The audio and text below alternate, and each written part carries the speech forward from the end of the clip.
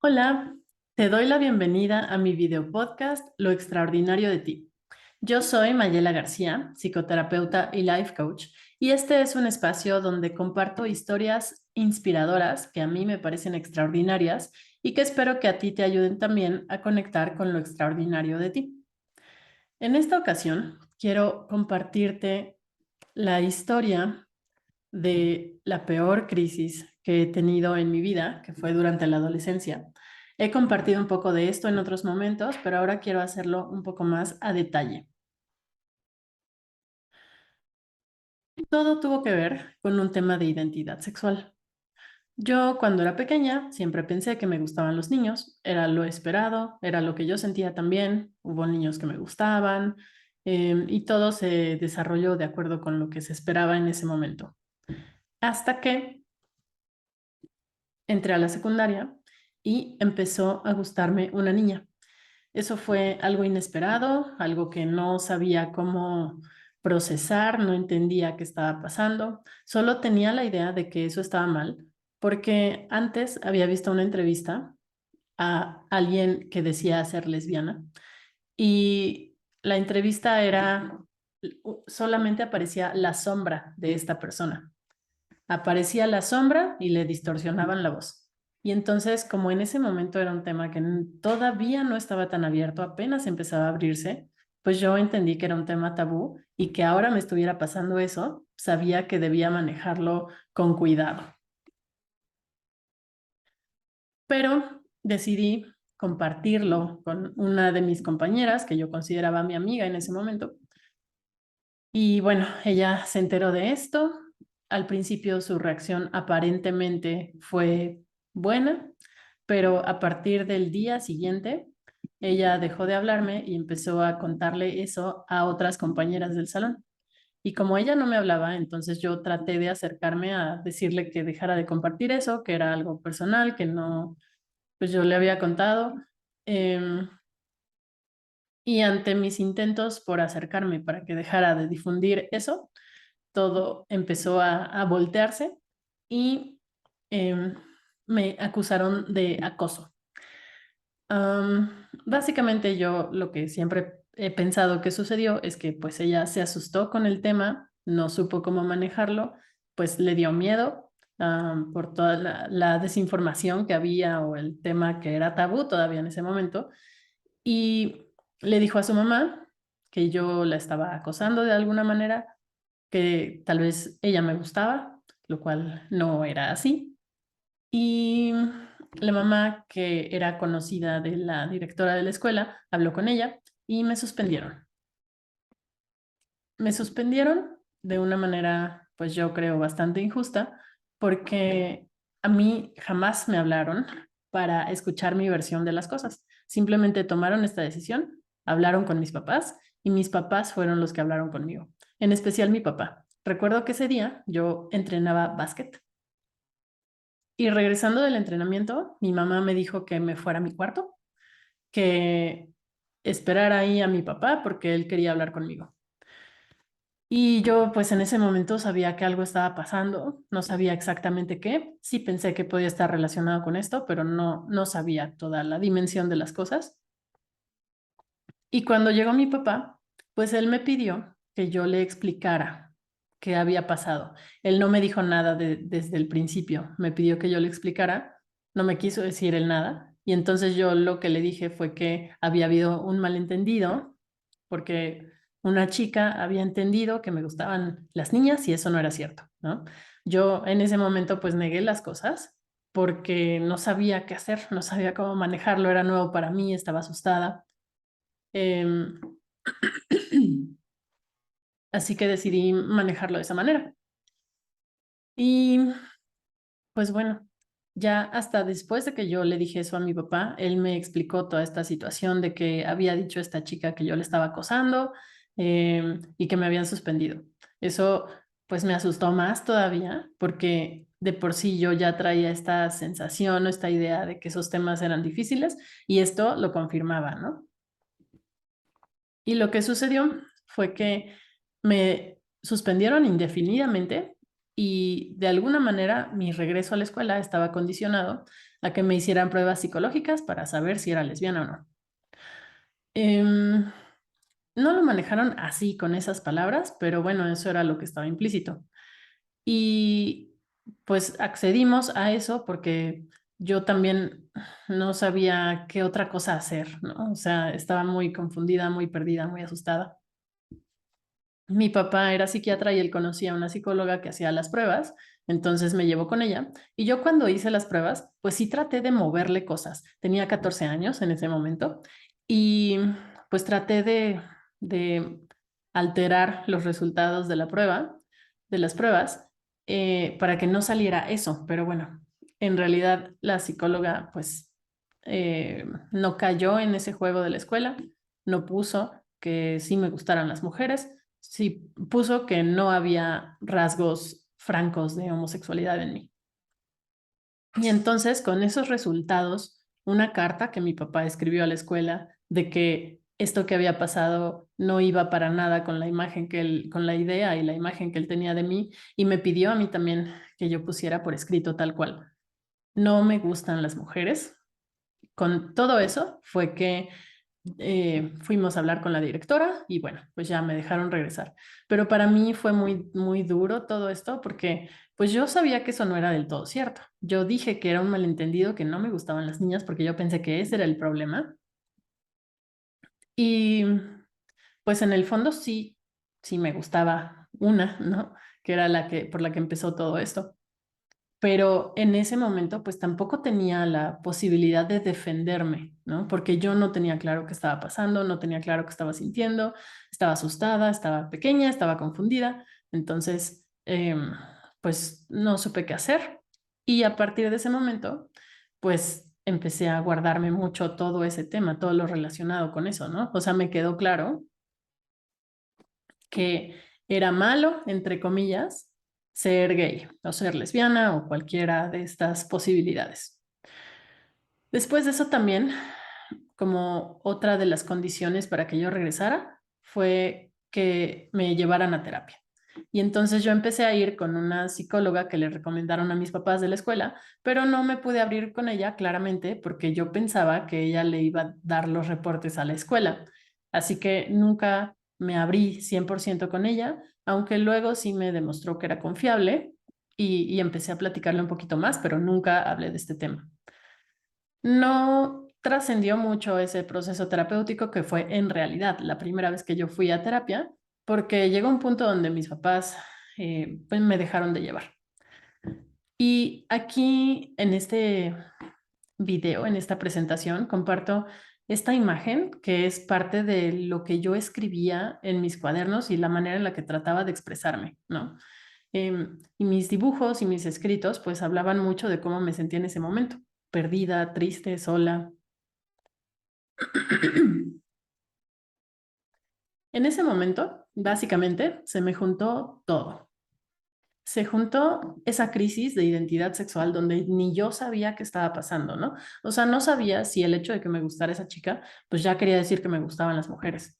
Yo antes me identificaba como que me gustaban los niños y ya, no sabía qué iba a pasar, ¿no? Realmente estaba muy confundida con eso. Y a esa edad, pues justo hay cosas que se están definiendo, no están tan claras precisamente. Además, entré en esta crisis adolescente que fue meramente por la edad. En esta crisis, pues lo que muchas veces sucede es que como el cerebro ya va madurando un poco más, pues los adolescentes empiezan a usarlo más, empiezan a pensar cosas, a reflexionar, a cuestionarse, etcétera, ¿no? Y entonces yo también empecé como con cuestionamientos que antes nunca me había hecho, como pues para qué estaba aquí, como la religión, empecé a cuestionar las cosas que me habían enseñado mis papás, lo que yo sabía de ellos, etcétera, ¿no? Y eso también me llevó a problemas con mi papá, porque él jamás nos había dicho mucho de su edad y en ese momento me di cuenta de que él era como más grande de lo habitual y además empezó a tener problemas de columna. Entonces eso despertó en mí mucho enojo hacia él, que en realidad después de muchos años entendí que ese enojo lo que disfrazaba era mucho miedo de que pues le fuera a pasar algo, porque empezaba a tener problemas de salud por su edad. Entonces se me juntaron esas tres cosas. La crisis por mi identidad sexual, que no sabía yo ni qué onda, la crisis adolescente, donde empiezas a cuestionar cosas, a pensar, a reflexionar, a preguntarte qué haces aquí en el mundo, etcétera. Y este tema que empezó por los problemas de salud de mi papá y que me hizo saber que él no, pues que era más grande de lo esperado y entonces pues tenía poca energía, poca fuerza para hacer cosas conmigo, con mi hermana, etcétera. En ese momento, pues la relación con mis papás no se sentía como un vínculo seguro. Eso tiene que ver con las heridas emocionales y con el hecho de que, pues sí, nunca sentí que pudiera recurrir a ellos cuando me sentía mal emocionalmente. Con mi mamá, porque cuando era más chica, ella siempre estaba enojada, o así la veía yo. Y con mi papá, cuando intentaba acercarme, él trataba de calmarme, pero no podía ser empático conmigo. Como que no entendía lo que yo sentía y más bien me decía que no me sintiera así, ¿no? Que no estuviera triste, enojada o lo que tuviera. Entonces, pues esa falta de contención o conexión emocional con ellos me hizo sentir que la relación con mis papás no era segura y más después de todo eso que había pasado, o sea, era un tema que pues sentía que tenía que mantener en secreto. Pero yo no estaba bien y entonces trataba de llamar la atención de diferentes formas. Ahora lo entiendo, ¿no? No me sentía bien, trataba de llamar la atención de otras maneras sin tener que hablar de lo que realmente estaba pasando, porque no se sentía seguro hablar de lo que realmente estaba sucediendo, pero no funcionaba. Mi mamá, pues, estaba ocupada, estaba de malas, etcétera. Y mi papá, que era con el que yo sentía que tal vez podía tener un poquito más de acercamiento, como que no me veía, no reconocía, no entendía lo que me pasaba, lo que sentía. Entonces recuerdo que alguna vez le enseñé alguno de mis dibujos, que digo, pues yo no soy así dibujante ni nada, ¿no? Sí me gusta, pero pues no tengo así super habilidad. Y alguna vez le enseñé uno de mis dibujos, como este, parecido, que estoy mostrando aquí. Y cuando él lo vio, claramente es un dibujo así como muy fuerte, ¿no? Que reflejaba todo mi enojo. Pero cuando él lo vio, lo que su comentario fue, ay, está padre, dibujas muy bien. Tal vez te podríamos llevar a clases de dibujo, ¿no? Y entonces yo recuerdo que me enojé muchísimo esa vez con esa respuesta, porque lo que yo trataba de decir, que tampoco encontraba la manera, porque tenía muy poca inteligencia emocional en ese momento, era, algo está pasando, no estoy bien, hay un problema aquí y necesito ayuda y tú me mandas a clases de dibujo, ¿no? O sea, fue como, no estás queriendo ver lo que estoy tratando de decir, ¿no? Entonces eso me frustró muchísimo y bueno, yo tampoco era clara porque no sé, era difícil, no podía expresarme en ese momento. Y bueno, pues lo que sucedió a partir de esto es que yo empecé a cerrarme muchísimo, a esconderme muchísimo, a dejar de hablar de mí, sentía que no podía hablar de lo que me pasaba con otras personas, con mis papás, para nada, pero tampoco con mis amigos, porque no sabía cuál iba a ser la reacción, porque había tenido una experiencia previa que no había salido nada bien cuando intenté hacerlo con esa primera persona. Y aquí, pues me instalé 100%, totalmente, en el papel de víctima. Um, Empecé a sentirme resentida por todo lo que había pasado, ¿no? O sea, literalmente fue como sentir que eso que había pasado me estaba arruinando la vida. Y bueno, en algún sentido sí era así. Cuando regresé a la escuela, me cambiaron de salón y esta chica a la primera a la que le conté que me gustaba una niña, le empezó a decir a mis compañeras de salón que, pues eso, ¿no? Les empezó a contar eso y ahora las niñas de mi salón ya no, tampoco me hablaban, como que me tenían miedo también. Entonces, pues yo sentía que eso que había pasado me había arruinado la vida y ahora estaba sola y ya no tenía con quién hablar, etcétera, ¿no? Entonces yo me instalé así muchísimo en ese papel de víctima en ese momento. Y pues la única forma que tenía para expresarme era escribiendo o dibujando, así como les estoy compartiendo en esta presentación, ¿no? Todas estas son ejemplos de las cosas que dibujaba o que escribía o así. Y en ese momento también que estaba tan mal, de verdad me sentía muy mal, estaba triste, no sé, me sentía fatal. Decidí que quería estudiar psicología para ayudar a personas que se sintieran como yo. La verdad es que en ese momento lo decidí, pero también me daba pena decirlo, ¿no? O sea, porque yo estaba tan mal que decía, o sea, ¿cómo es posible que alguien como yo quiera ser psicóloga, ¿no? O sea, como si no puedo con mi vida, si yo estoy tan mal, incluso pensaba así como, si me gustan las mujeres, o sea, ¿puedo ser psicóloga? O sea, eran ideas que tenía de, o sea, sí quería hacerlo, sí quería ayudar a otros, pero yo estaba tan en el hoyo en ese momento que decía, o sea, si no sé qué hacer conmigo, ¿cómo voy a saber qué hacer con otras personas? Pero aún así, en ese momento lo decidí porque yo sabía que yo necesitaba esa ayuda y esa atención y no la estaba teniendo porque en ese momento mis papás ya no me llevaban con la psicóloga y me hacía falta. Entonces yo decía, yo quiero poder ayudar a personas que se puedan sentir así para que no se sientan como yo o para que estén mejor, ¿no?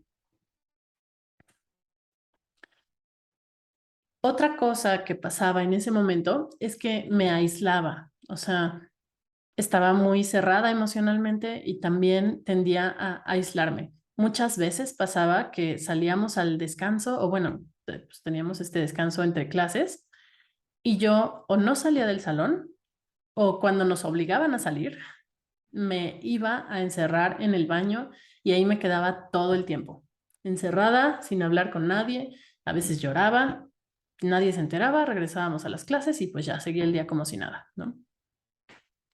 Por otro lado, también como que me escondía, ¿no? O sea, yo sabía que pues me gustaba esa niña, pero, pero pues tenía que mantenerlo en secreto, porque si volvía a salir a la luz, pues la cosa se podía poner mucho peor de lo que ya estaba, ¿no?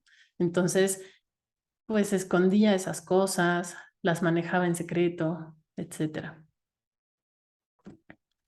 Y en ese momento, pues también empecé a sentir o a pensar que no le importaba realmente a nadie, como que yo estaba muy mal y lo dejaba ver y como que nadie hacía nada, ¿no? Otra vez era esta parte de mí queriendo llamar la atención, pero sin saber cómo, sin hacerlo de la manera adecuada. Y pues no había respuesta, entonces se reafirmaba esta idea de que yo no le importaba a nadie. Y de la mano con todo esto, pues también aparecieron estas ideas de que mi vida no tenía sentido, de que yo qué estaba haciendo aquí, para qué había nacido, que sería mejor si me muriera. O sea, pensaba todas esas cosas. Y en parte eso puede suceder por la crisis adolescente, ¿no? Hay veces que eso sucede por esta misma crisis, pero pues a mí se me juntó todo a la vez y entonces estos pensamientos eran muy fuertes. Pensaba mucho en el suicidio, en, en pues que quería morirme, que ya no quería estar aquí, que no tenía caso, que para qué había nacido, estaba enojada con mis papás, etcétera, ¿no? Y bueno, aquí también comparto una de estas imágenes, de estos dibujos que hacía, donde pues no sé si se entienda, pero pues dice justo eso, ¿no? Como que me quiero morir.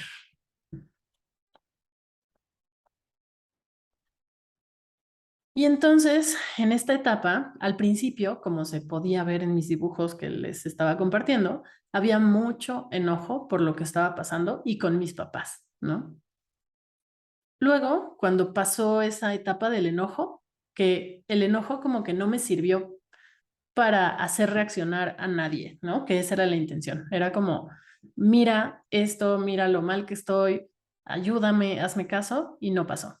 Y entonces después entré en un estado de tristeza, como desesperanza también, ¿no? En el sentido de, pues no hay remedio, no voy a poder hacer nada, esto va a ser siempre así, nadie me hace caso, etcétera. Entonces, pues entré en ese estado de mucha tristeza también. Pero estaba muy desconectada de mis emociones, no las entendía, porque pues en los años anteriores de mi vida, en mi infancia y así, pues no tuve esa posibilidad de aprender sobre las emociones, a manejarlas, a saber qué hacer con ellas, ¿no? Porque pues mi papá solo me decía que no estuviera triste o que no me enojara o cosas así, y ya. Entonces yo sí crecí mucho con la idea de que cualquier emoción que no fuera estar bien y de buenas estaba mal. Entonces, para este momento que yo tenía toda una revolución emocional, pues no sabía ni qué hacer, no las entendía. Y pues también tenía cierta resistencia a sentir, no quería sentir lo que sentía, no quería enfrentar lo que sentía, y entonces eso dio como resultado que empezara con muchos problemas de ansiedad. La ansiedad suele aparecer cuando te resistes a escuchar lo que te está diciendo tu cuerpo o tus emociones. Entonces, entre más te resistes, más ansiedad hay. Cuando te permites sentir y escuchar lo que te dicen tus emociones, la ansiedad suele irse. Pero yo me resistía tanto que tenía mucha ansiedad. O sea, entré en crisis de ansiedad, crisis de pánico, empecé a desarrollar fobias.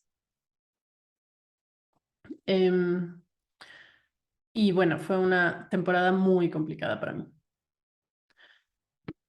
En general, me sentía sola porque pues me era difícil confiar en alguien por todo lo que había pasado. También en ese momento, mucho de mi enojo, además de dirigirlo hacia mis papás, lo dirigía hacia mí misma. Y llegó un punto donde de verdad lo que sentía era odio. Era como, sí, como un enojo muy grande, un odio muy grande hacia mí misma por ser como era, lo cual era fuerte porque no podía dejar de ser como era, ¿no? Y algo que empezó a suceder fue que empecé a tener conductas autodestructivas de muchas formas diferentes. Una fue que empecé a probar el alcohol. Digo, estas no trascendieron, afortunadamente, no se volvieron adicciones, pero hubo un momento en el que me sentía tan mal que así, sola en mi casa empecé a tomar sin saber cómo tomar y bueno, acabé muy mal, ¿no? De hecho, esa vez fue justo porque me sentía muy incomprendida, muy sola y tenía una amiga que era una amiga de la primaria, no estaba en la misma secundaria que yo y yo la veía mucho, pero llegó un momento donde mis papás me prohibieron juntarme con ella porque sintieron que era una mala influencia para mí. Y entonces, cuando me prohibieron juntarme con ella, pues a mí se me cayó la única relación que tenía que me hacía sentir bien, ¿no? O sea, era como mi única amiga con quien sí podía sentirme tranquila, bien, escuchada, platicar, etcétera. Y cuando me prohibieron juntarme con ella, pues eso también fue muy complicado. Y recuerdo que este episodio del alcohol sucedió justo después de que me habían prohibido juntarme con ella. Entonces, de por sí fue difícil, tenía ese vínculo con el que esta amiga con la que sí me sentía bien, con la que podía platicar, y pues de pronto ya no pude seguirla viendo porque me lo prohibieron y pues no me dejaban salir y todo esto. Entonces, pues bueno, eso fue fuerte y fue difícil. Y reafirmaba la idea de que pues estaba sola. También hubo un momento en el que empecé a fumar, pero tampoco trascendió, tampoco agarré esa adicción porque pues no le encontré sentido, pero solo estaba como que probando cosas. em, yo sabía que esto me podía hacer daño, pero pues como que no me importaba, o eso buscaba incluso. También llegó un punto donde me autolesionaba, o sea, de pronto me rasguñaba así hasta que me sacaba sangre y eso yo lo ubico mucho como que era una forma de castigo, o sea, era una forma de, yo me decía a mí misma en esos momentos, esto es lo que mereces, ¿no? O sea, como que este maltrato, esta lesión, esto es lo que mereces y entonces lo hacía como castigándome por ser como era. Y otra era comer en exceso.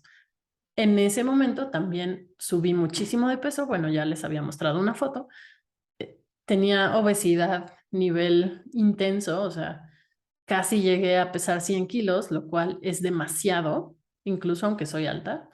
Em, pero comía en exceso y comía sin parar hasta que ya me sentía mal.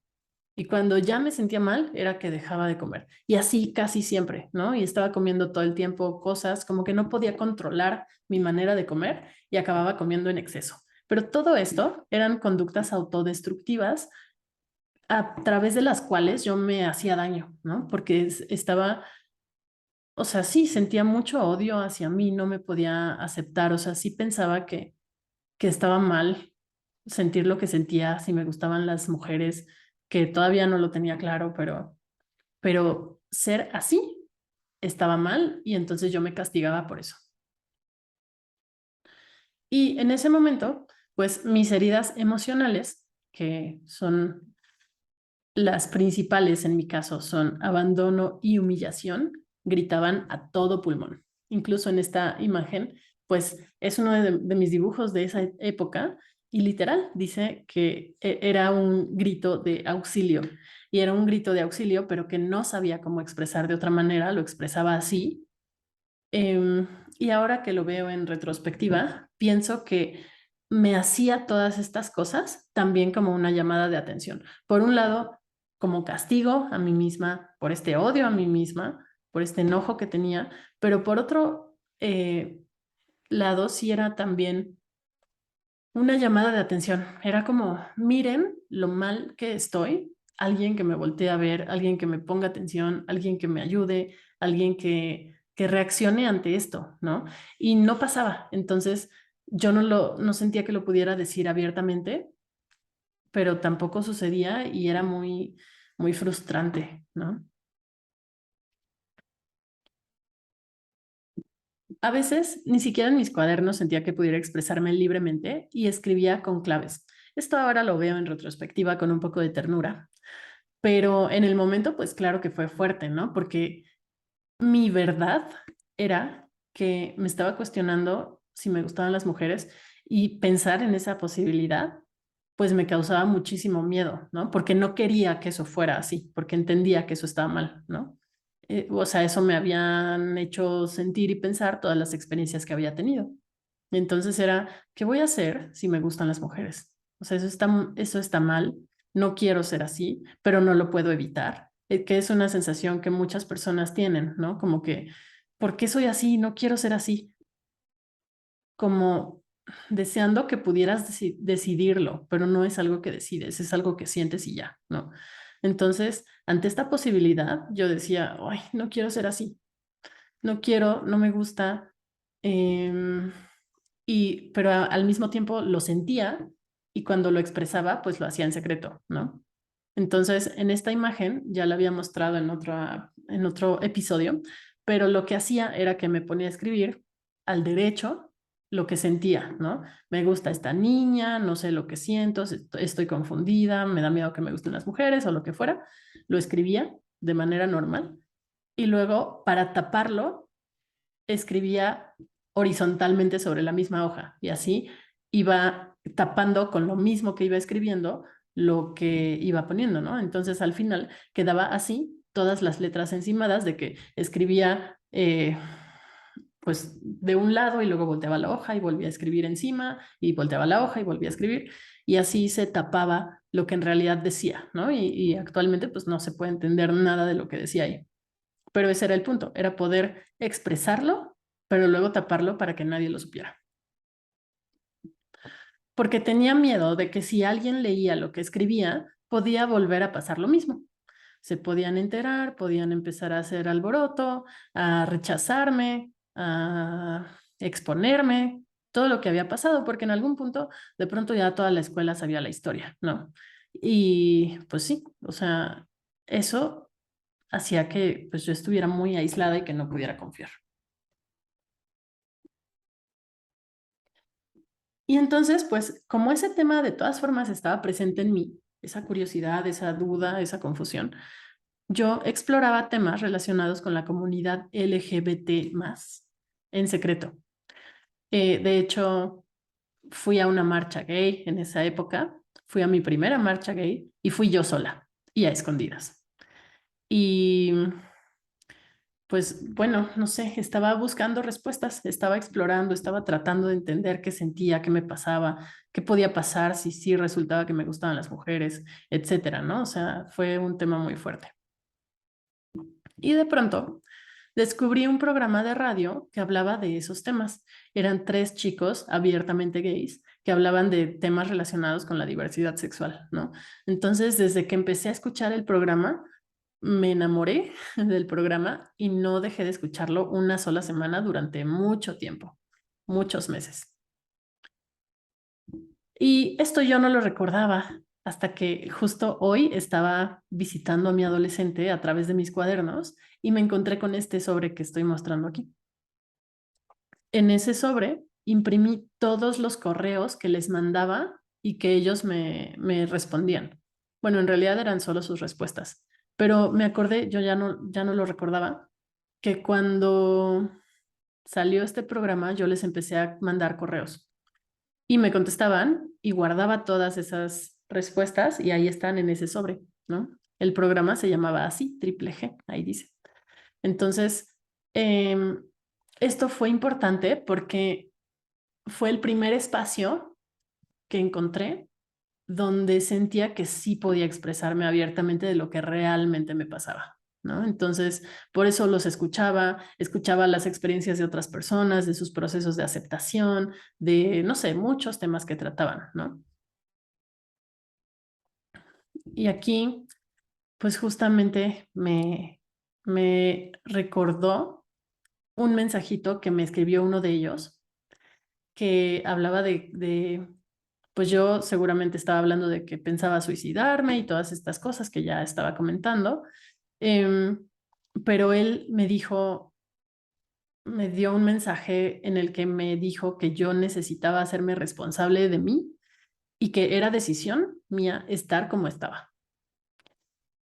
Y que si no cambiaba eso, que si no trabajaba en eso, pues así me iba a quedar siempre, ¿no? O sea, en esa postura de víctima, en esa posición de, de sufrimiento eterno, ¿no? Entonces yo estaba tratando de llamar la atención, pero él incluso me dijo en este mensaje que no sabía si considerar en serio mi amenaza de suicidio o no, y que más bien necesitaba hacerme responsable.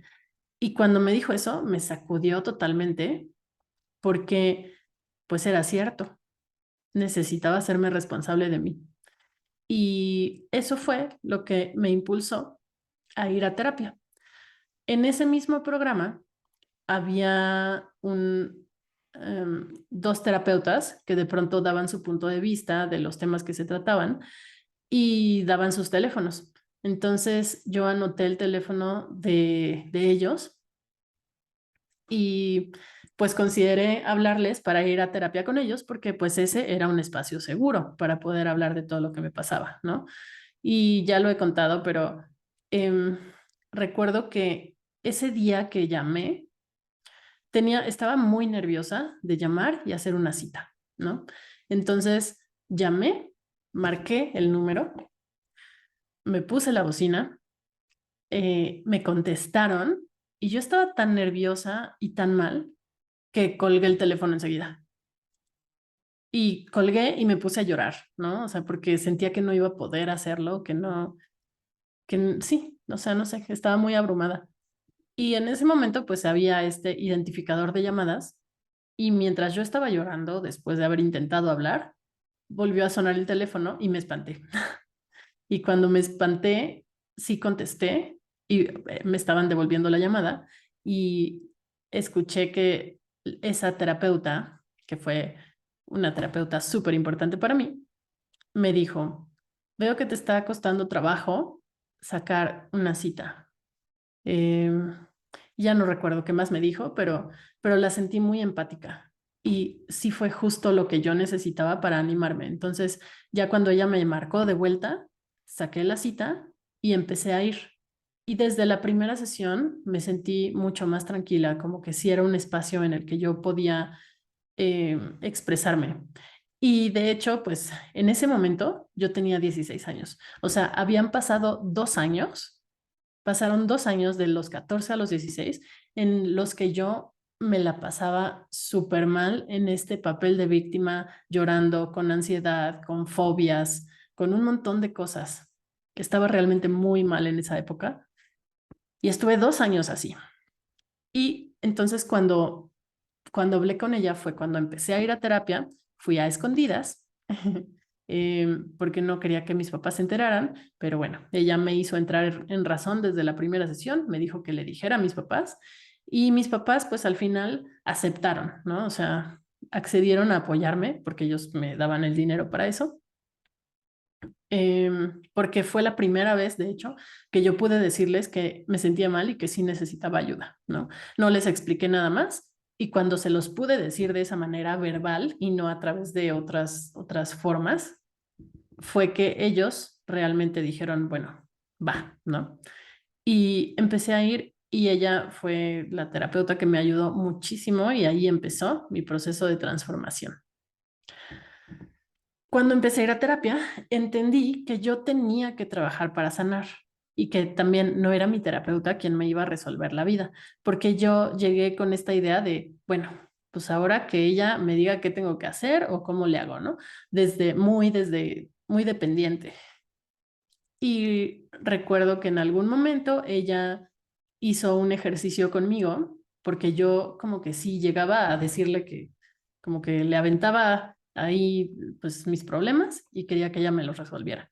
Y entonces una vez hizo un ejercicio conmigo donde me dijo, a ver, párate aquí conmigo y ayúdame a llegar a la otra esquina, ¿no? A la esquina opuesta del consultorio. Eh, y entonces, cuando yo traté de caminar con ella, ella se dejó ir, soltó su peso sobre mí y yo como que sí seguí jalando y me dijo, sí, pero llévame, o sea, yo quiero llegar allá, llévame. Y entonces ahí yo tratando de jalarla para llegar al otro lado, hasta que bueno, pues ya, después de que de plano no pude avanzar mucho, ella me dijo, ¿qué sentiste?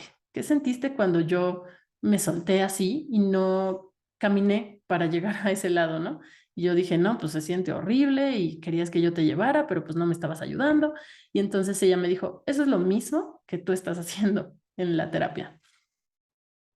Y desde ese momento me cayó el 20, porque además era cierto, me cayó el 20 de que ella no me iba a llevar a donde yo necesitaba llegar, sino que yo tenía que dar mis propios pasos para llegar a ese punto.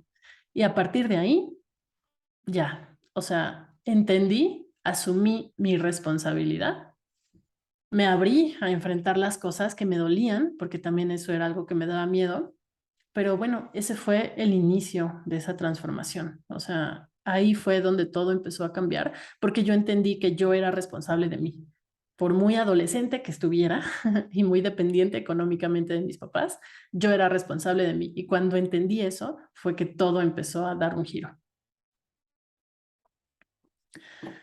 Desde entonces, jamás me he vuelto a tratar tan mal, porque lo decidí, porque dije, ya, no puedo seguir tratándome así. Nunca nadie me ha tratado tan mal como yo me traté en esa época. También la buena noticia es que después de eso yo no he vuelto a tener crisis así. Y yo creo que no las volvería a tener de esa manera, ¿no? Porque ahora también tengo muchos más recursos, ya he estudiado también al respecto y demás, pero desde ahí no he vuelto a tener crisis así porque yo creo que no he permitido que eso suceda, ¿no? No me he permitido llegar a otra vez a ese punto. Después de este proceso, tardé 2 años más de que empecé a ir a terapia, tardé 2 años más a los 18 en aceptar que me gustaban las mujeres, que sí me gustaban las mujeres, ¿no? Y aceptarlo abiertamente y ya poder estar en paz con eso y tranquila y todo lo que eso implica. Y entonces también algo que cambió es que ya podía defenderme, entre comillas, ¿no? Ahora que yo ya tenía claro qué onda conmigo, qué sentía, que sí me gustaban las mujeres, pues entonces ya podía defenderme, ya podía, si alguien me criticaba o me rechazaba o algo, ya podía yo, mm, pues no sé, manejar la situación, ¿no? Cosa que no pude hacer antes cuando ni siquiera yo tenía claro qué estaba pasando. Y ahí, en la terapia, con todo esto, empezó mi proceso de transformación, que digamos, ahí empezó y ha seguido y sigue y seguirá. Esa era yo. Entonces, a través de mi historia, yo sé lo que es tener crisis de ansiedad y fobias. Durante ese tiempo también desarrollé fobia a los aviones y perdí varias oportunidades de viajes porque no había manera de que yo me subiera a un avión porque me daban muchísimo miedo. También en estas crisis de ansiedad sentía que iba a temblar, que se iba a acabar el mundo, porque además todo esto pasó en el año 2000, cuando pues estaban con esta onda de que se iba a acabar el mundo y yo como adolescente, con miedos y cosas, pues tenía mucho, o sea, esa idea. Y entonces llegué a este punto de tener tanto miedo por eso que no dormía en las noches para estar despierta por si algo pasaba. Entonces, los demás dormían y en mi caso en mi casa yo estaba despierta, muriendo de ansiedad, sintiendo que algo iba a pasar sin saber bien qué. Bueno, yo tenía miedo de que temblara, ¿no? Pero también sentía que algo iba a pasar. Eh, y cuando empezaba el día y los demás se despertaban, entonces yo me dormía porque ahí yo decía, bueno, si algo pasa, ellos me van a avisar, ¿no? Era como vigilar que nada pasara y así estuve meses.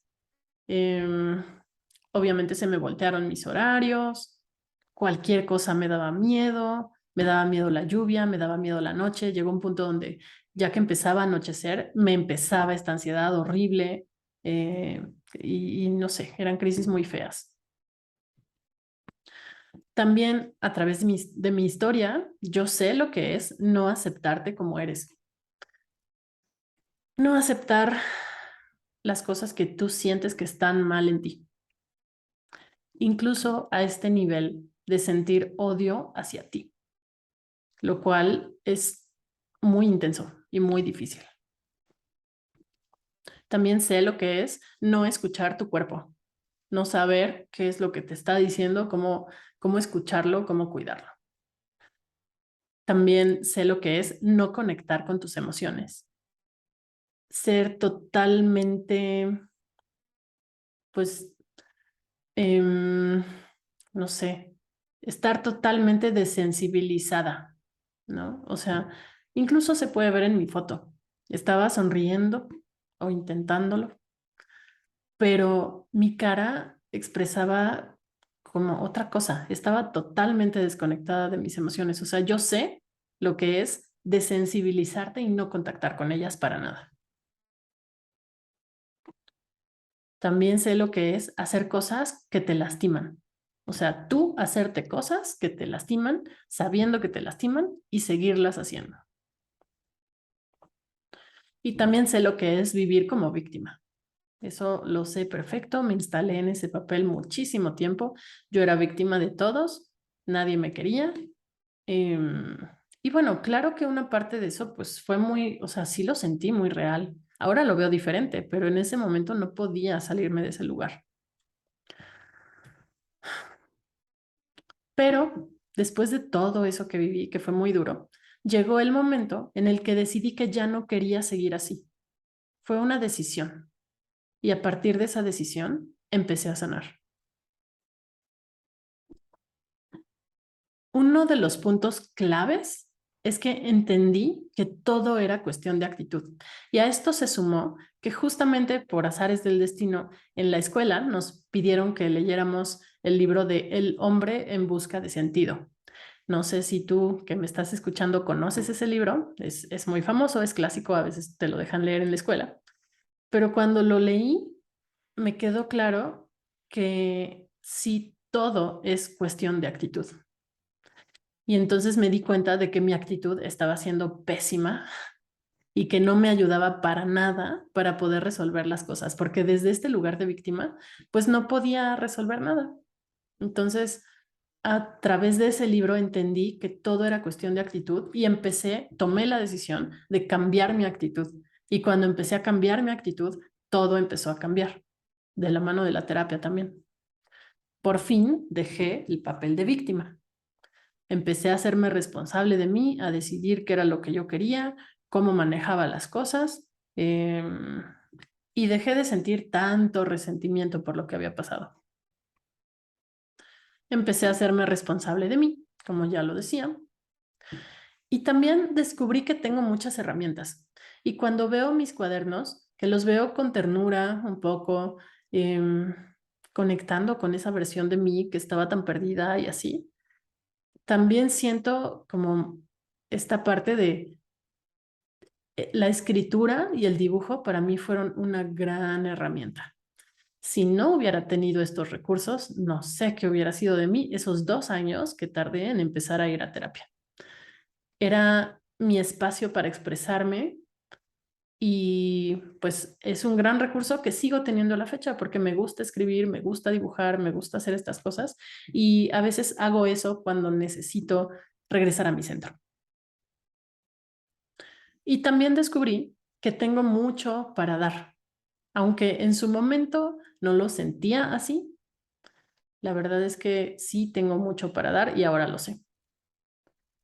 Y bueno, aquí les comparto como que justo este año, 2003, que era que era el año que iba a empezar, fue cuando empezó a cambiar realmente mi actitud y empecé a ponerme propósitos que año con año he ido cumpliendo y demás.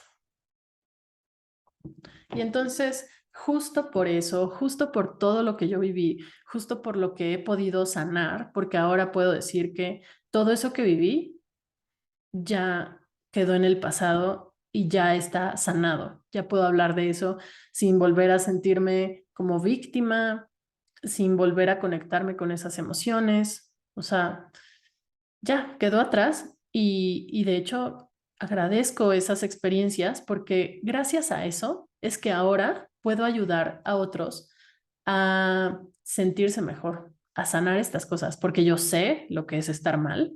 A mí nadie me cuenta lo que es tener baja autoestima, lo que es hacerse daño, no conectar con las emociones, etcétera, todo lo que ya les conté, ¿no? Entonces, justo por eso, ahora yo ayudo a otras personas a manejar su ansiedad, a ser más autocompasivos, porque es algo que yo también tuve que aprender, dejar de ser tan dura conmigo para ser más autocompasiva, más amable. También aceptarte como eres, así como eres, ¿no? Lo que te hace ser tú, eso también es extraordinario y por eso este video podcast se llama así. El amor propio incondicional. Después de haberme odiado tanto, ahora sí puedo decir que me amo incondicionalmente, en las buenas y en las malas. Me amo y me acepto como soy y eso es parte de lo que yo ayudo a otras personas ahora a hacer. También conectar con tus emociones.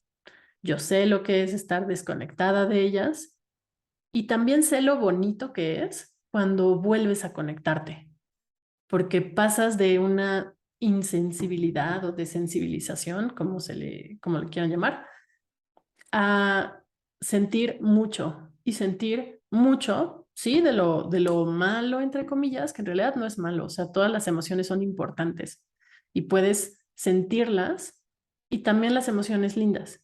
Y, por ejemplo, ahora me da mucho gusto y o sea, es curioso, pero me gusta poder llorar cuando estoy triste, porque antes no lloraba, no, o bueno, sí lloraba, pero no podía conectar como ahora con mis emociones.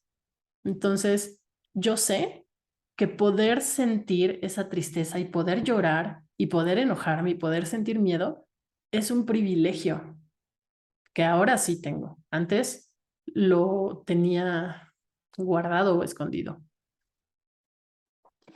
También, pues, me he hecho cargo de mí, me he hecho responsable de mí y pues puedo ayudar a otras personas a hacer lo mismo. Y muchas otras cosas que aprendí después en el camino. Todo lo que te he contado hasta aquí, pues es lo que aprendí a través de este proceso que viví en la adolescencia, que fue tan difícil, pero que me enseñó tantas cosas. Entonces, ahora parte de mi misión, porque al final sí estudié psicología y luego me certifiqué como life coach, todas estas experiencias que viví me sirven y las pongo al servicio de las personas que llegan conmigo. Eso me permite conectar, eso me permite acompañar y ahora yo conozco el camino para salir del hoyo en el que yo estaba y en el que otras personas podrían estar. Y esto sé que es mi misión. Sé que todo lo que viví era necesario para poder dedicarme a lo que me dedico ahora.